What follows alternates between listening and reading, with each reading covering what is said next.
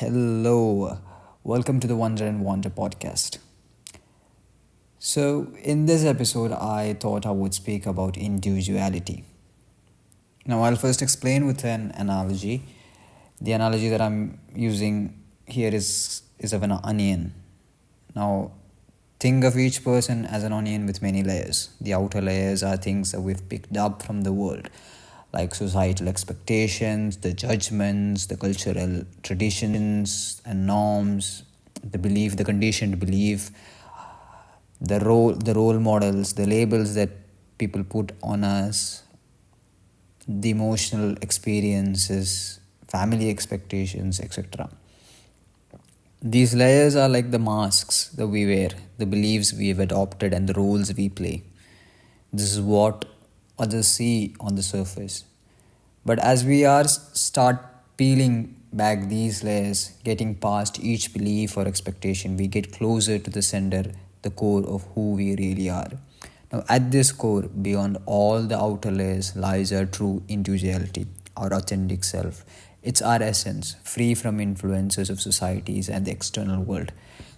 The process of finding this core requires us to peel back layer after layer, letting go of what doesn't truly define us until we reach that unique inner self, the part of us that's always been there, even if hidden.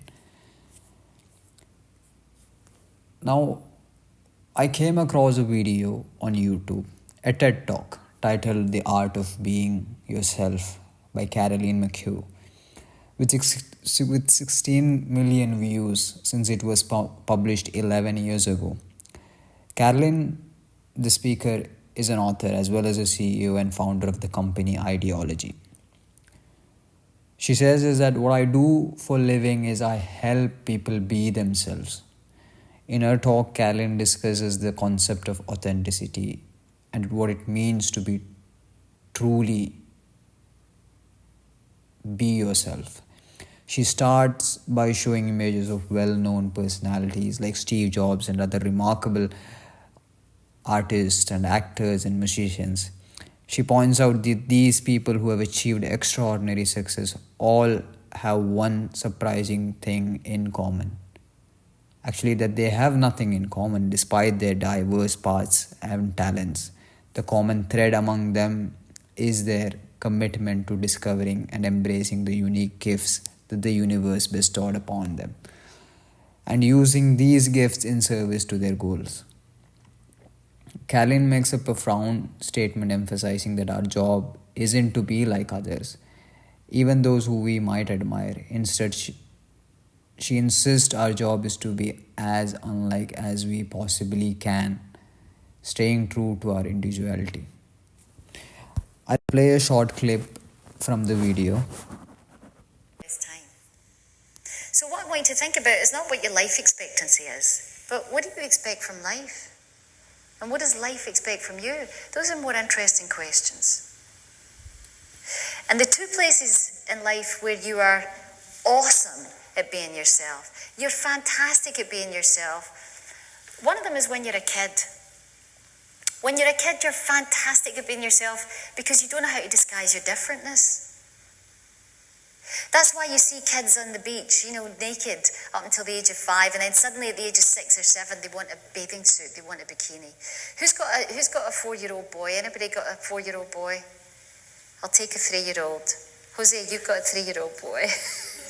So I want you to imagine that I go into Eduardo's class in school, and it's a class of 3-year-old boys, and I say to the boys, who's the strongest boy in the class? What's going to happen? Every hand, right? Every single hand in the class will go up. They'll be competitively strong. If I go into the same class, but it's full of 7-year-old boys, and ask the same question, they'll say him. Because they know by the time they're 7. He's the strong one. He's the fastest runner. He's the funny guy. He's the bully. Society archetype emerges round about the age of 5, 6, 7, 8. That's why the Jesuits say, give me a boy until the age of 7 and I'll show you the man. Because that's the birth of consciousness. And from then on, you become more self-conscious and by default less good at being yourself. The other place you're fantastic at being yourself is when you're a wrinkly.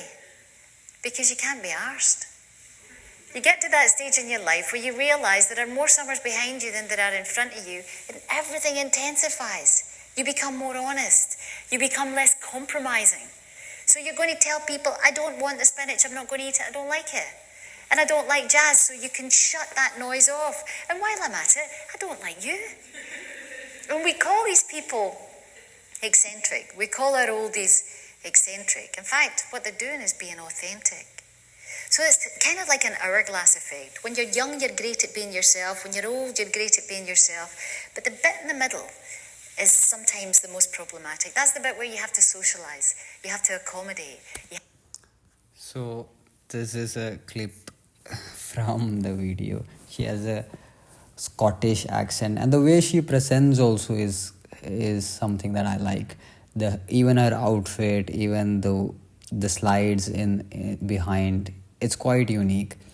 And the video is also meaningful to me because when I first watched it, it was 10 years ago. It was 11 years ago it was published. And at that time I was 15, and I think I was in 10th grade back then. And I didn't fully understand everything what she was saying at 15, but I sensed there was something important in her words. So I kind of saved it, thinking that it might be useful. So since then it's resurfaced in my life every few years, like almost like a reminder. Each time I've gained a new level of understanding. I remember it come up again when I was about 18, 19, then once more when I was in India a few years later. Now each viewing brought new insights and meaning that I hadn't noticed before. And just 2 days ago, it popped up again in my YouTube recommendation. Now this time I found myself able to relate to every sentence she spoke. It was like each line resonated with experience and thoughts that I've grown into over the years. In a way, this video has grown up with me, or even I've grown with it. And I'm grateful to that younger self for saving it, because it has continued to provide insights and meaning that connect deeply with where I am now. Now, in the next part about the podcast is I want to talk about the layers. Now, in the onion, there are layers as we spoke. Now, the layers that cloud our judgment, blur our perceptions, and sometimes make it impossible to become our true selves. These layers can take many forms, like cultural norms, family expectations, conditional beliefs, emotional experience, self-doubts, etc. Each of these layers acts as a filter over our individuality, shaping the way we see ourselves and the world around us. But how does this happen? Now imagine for an instance that you have been told from birth that the sky is red. Your family believes it, and for 25 years you hear nothing but red, red, red. Then one day you visit a new place where people tell you the sky is blue. You would struggle to believe it, because that red sky belief that is hardwired into your psyche over a lifetime. 25 years of conditioning. It's hard to rewire something like that. Now let's consider a real world example. There is a tribe in Namibia called Himba tribe. Now whose perception of a color differs significantly from ours. They have multiple words for green but no distinct word for blue, because their language doesn't separate blue and green in the same way like us. The members of the Himba tribe often see green and blue as nearly as the same color. So what you're saying is they don't have actually a blue color. So this demonstrates like how language and conditioning have a perception. Imagine you going into a place and saying the sky is red. Oh my god, or the sky is green.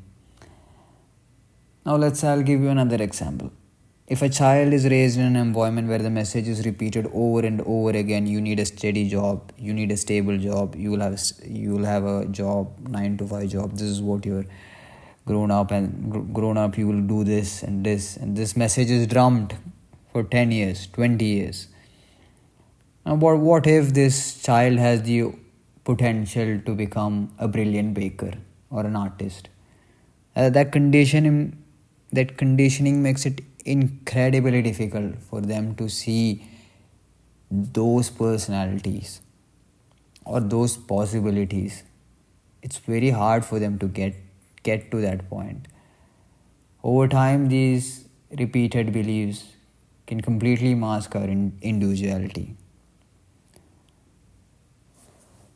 Now, this is how layers are made upon each layer's cloud up our true individuality. Now, I think it was 4 weeks before a clip surfaced in my WhatsApp. It was a clip from Dr. Gabor Mate. He's a famous physician, and he has written a lot of books, fantastic books. He's worked mainly on traumas and addictions and etc. Now, one of his works also, I'll read one of his works, and from that you will also get a better understanding. Now, he says, what if you grew up in a family where there was a rage a lot, where your parents were in conflict, rageful conflict, and you have this intrinsic and innate implicit memory of fear whenever you experience or witness anger, and then unwittingly you give the message to your 2-year-old that good little girls don't get angry. What the child is getting is not that good little girls don't get angry, but that angry little girls don't get loved. And what would she do with the anger? She can't do without your love. She cannot. She's going to push the anger down. And what's the word for pushing something down? Depression. And 30 years later, she'll be diagnosed with depression, and somebody will hand her a pill, and that pill, which I'm not against, I've taken them, they can be helpful, but they're not the answer. The answer is to go to in yourself. Ask yourself, why is that I pushed down, and why did I? And do I still need to push down? In other words, to reconnect again and with real self. When you suppress yourself in order to please others, because of the mind and the body being one unit, they're inseparable. And this is not my particular insight. This is what science shows us. And the evidence is that when you suppress emotions, you are actually suppressing the immune system as well. For the simple reason that you can't separate the mind and the body. Scientifically, you can't. And the consequences is then the immune system will attack you, and you have an autoimmune disease like multiple sclerosis and arthritis, or you get a cancer. That pushing down of emotions is how you compensated for your parents' inability to handle emotions. This is what Gabor said. I don't know how I pronounce arthritis correctly, but in his work you can see how environment shapes us and how environment that we have brought up clouds us. Now I'll say a little bit of my kind of experience on empathy. This is how empathy was for me. When it comes to empathy, I had an interesting journey because I grew up studying psychology, both completing bachelor's and master's in that field. And throughout my education, the most important message was clear. Empathy is key. Empathy is key. We were told repeatedly this is the most important thing. And I took that to me, and I always needed to listen, to understand, to empathize with people. So whenever people shared something, I would automatically respond with empathy, listening intently and holding back my own views. Now I realized that people rarely encouraged me to voice my opinions, and I didn't also, because what's the point? They will never understand, so why even voice it? The first thing at that time in my view, was the first thing when you're talking to another person, you have to realize is does that other person have the maturity to understand what you're going to say? So this was my thought. So I never really voiced my opinions. Whatever they said, I wished to empathize in it. So why bother? This is what my thought. But I think over time, I've come to see that expressing your opinions and being open about your thought is just as essential as empathy. Like I am reminded of some like the spiritual teacher Teal Swan. She says about empathy and personal boundaries. She explained that I am down here and therefore displacing my boundaries, my own personal truth, my own feelings, thoughts, and whatever for the other person is saying. She also says that when most of us put somebody on a pedestal, there is no two people anymore. It's just that I'm going to take my own personal truth and throw it away for your truth. And that is not something which any teacher who is in a position with where they genuinely know what they're teaching about should be asking you to do. It's a recipe for disaster, honestly. So this is what she said. Now, as you grow, you also learn that this is something that, came in my Pinterest and the other way. The other person may not change by you speaking up, but you speaking up ignites a spark inside of you that will grow until you no longer allow them to mistreat you. The speaking up is actually for you.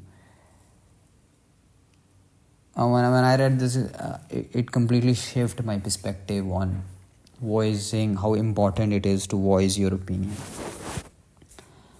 I think it's kind of cool to work on yourself, find out these layers, accept that you're not perfect, but you are enough, and then start working on everything that destroys you, maybe your dark thoughts and your ego. And in the end, I think make peace with yourself, and that's kind of cool thing to do. And over the years, I feel like I've started to change. Even the taste in food, taste in entertainment, things change.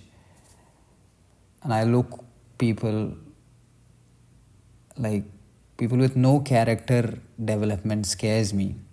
Like, how are you the same person you were 3 years ago with no growth or elevation of mindset? It's kind of scary also when I talk to people after a long time.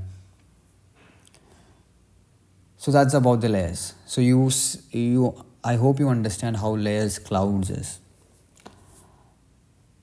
Now I'll talk a little bit about why I truly believe in that in the most core part, the individuality or the uniquity. Is that a word? I don't know.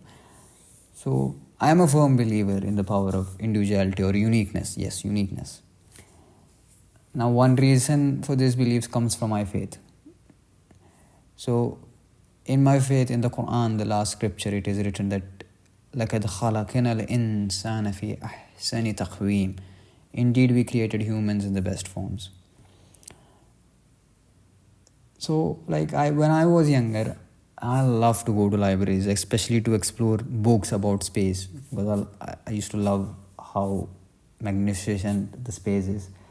I get lost in those photos of galaxy, inspired by the beauty and the vastness of the universe. I also used to watch a lot of countless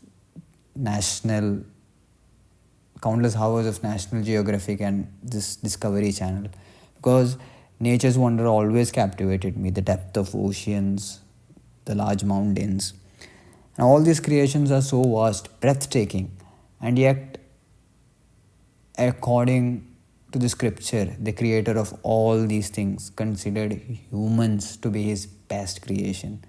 And that's pretty amazing to me.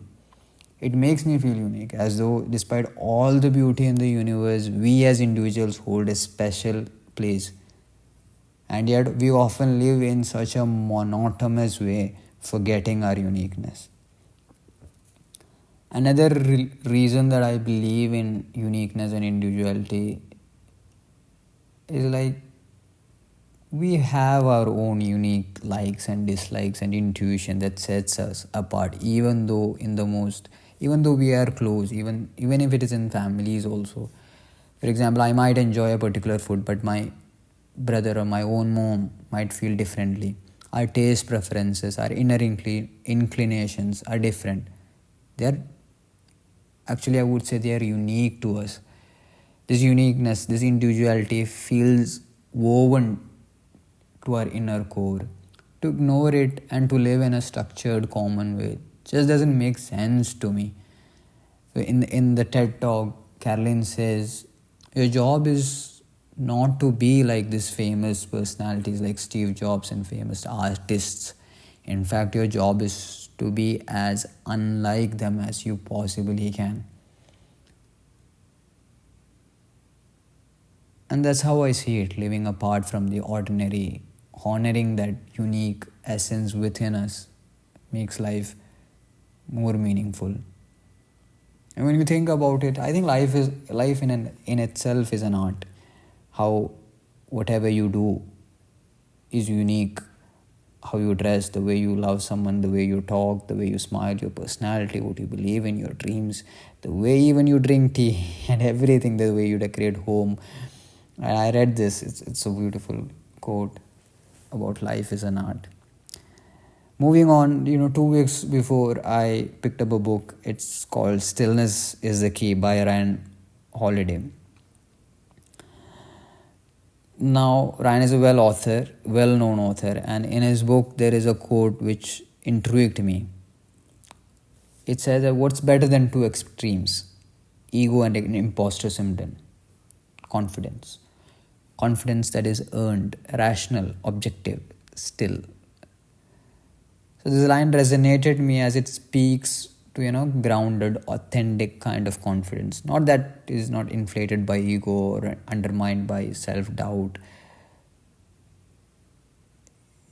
That still confidence, that being your true core, like how you talk to your best friends, that kind of confidence.